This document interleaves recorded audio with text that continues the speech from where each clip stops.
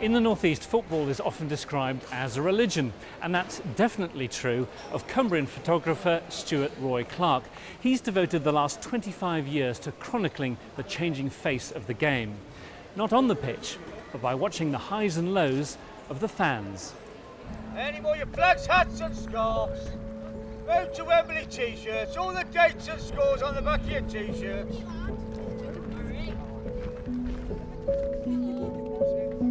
It's the most romantic thing I can think of. I mean, I think going to football matches is up there with any sort of date that one could go on. Tonight, Wigan Athletic are fighting for Premiership survival, and Stuart Roy Clarke's come along for the roller coaster ride. I get there very early. I go right the way around the stadium, even around the neighbourhood several times. I like to be the first there. I almost like to say, welcome. Okay, there's going to be 50,000 people there sometimes. I almost feel like it's my stage. What you'll have to do is stand smack down the middle between the drummer and the next person. That's great. All right. Thank you. All right. Thank you very much. I would like to get all the tops of the heads in the sunset, hopefully when they score this goal.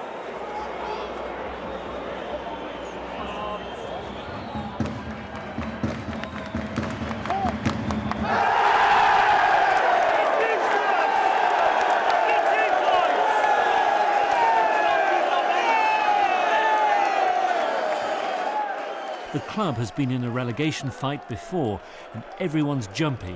Ideal material for Stuart. There's a guy here who's going through all sorts of emotions and tortures. His wife sat next to him. What I'm going to do for the 10 minutes, almost up to half time, is do a whole series of all the expressions he goes through. And I'm out to get about 10 that show that range of emotions.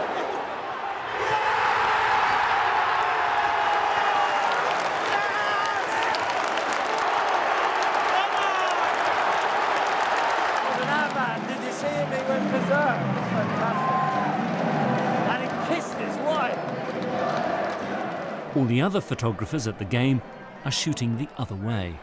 Do you want to go from the other end as well? I'd like to put Stuart in these shoes. Come and sit here with this big lens on you. You get a sore bum after sitting down this long. You get our photograph the fans. Must be some interesting characters up there. Go on, Megan. Yay! I hope Stuart's is as nice as that. You've got to be able to see the picture, and Stuart sees the picture, sees the characters, he sees the personalities, and usually he gets the whole package in one frame. My dad gave me a succession of kind of cameras, a Polaroid one, you know, where it came out the front and there was the picture. Magically, you could show off to people. And that sense of photography as magic has stuck with me ever since. Stuart started getting his eye in from an early age, as a lad on the subs bench. Because I was on the bench, I had a chance to look at the back of the manager and think, you know, what's he up to, and substitutes, and oh, there's some parents over there. She or he doesn't come very often, whatever. I mean, I love the actual playing of the game, but all of that seemed about at least half of equal interest. Stuart is back in one of his favourite hunting grounds, Roker in Sunderland, where the old football ground was, and where it all kicked off for him. That bathroom there, that broken glass, I would stand in there and see this flood of light coming in there. And of course, it wasn't like the first I'd ever known of football, but I hadn't really thought of photographing it as a subject. And then I started thinking, do you know what? I mean, a few years later, the homes of football began, but it was that bathroom that gave me the idea in a way. Stuart had found his subject, the homes of football, and it was perfect timing. The game was changing fast. After the Hillsborough disaster, grounds were modernised, and the creation of the Premier League pumped millions into football. I must make it clear, I'm not just somebody who's a nostalgist. I'm in love with the new stadiums. Not always as much as I was in love with the old ones, but I like lots of things, if you like, and progress I like, and change I do like, as long as you don't lose what's gone before. And it's my job to capture it before it goes.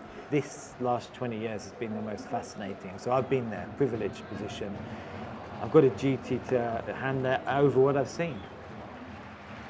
And what he's recorded is a social history through the eyes of fans.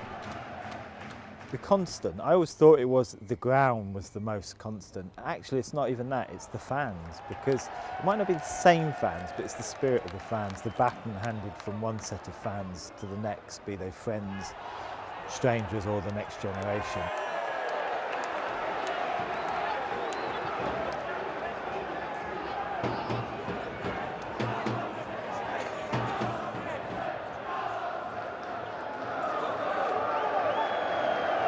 No one's the slightest bit bothered about me, which is great.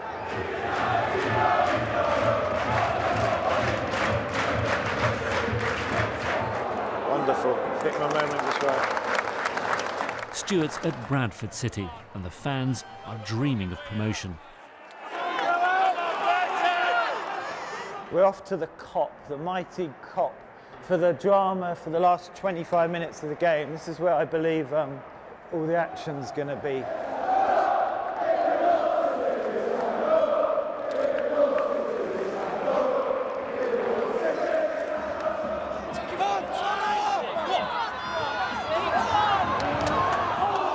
The fans went home disappointed, but it was a different picture after the second leg when Bradford's dream season ended in promotion. Much of Stuart's work from the last 25 years is housed here at the National Football Museum in Manchester. The planning began for his next exhibition earlier this year. I've been working earnestly the last 6 months on a whole new lot of pictures to do with the playoffs, the Northern League. I've travelled in several countries, so I've got a whole lot of new stuff up my sleeve, and I'm going to put 30, 40, even 50 pictures out here in the atrium. And it'll be the first thing people see, so that's really exciting.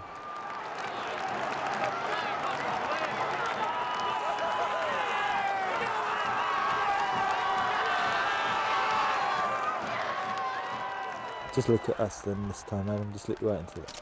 And this one could well feature at the museum, celebrating the amateur game. Decorator by day, Adam is turning out for the other Sunderland team tonight in the Northern League.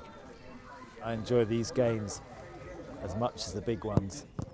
Okay, the big ones do have the glamour, you know that the world's looking in. What I love doing is taking pictures I take at matches at this level and putting them bang next to Sunderland, AFC, Manchester Uniteds of this world, with equal importance. That's always been one of the joys of the Homes of Football collection.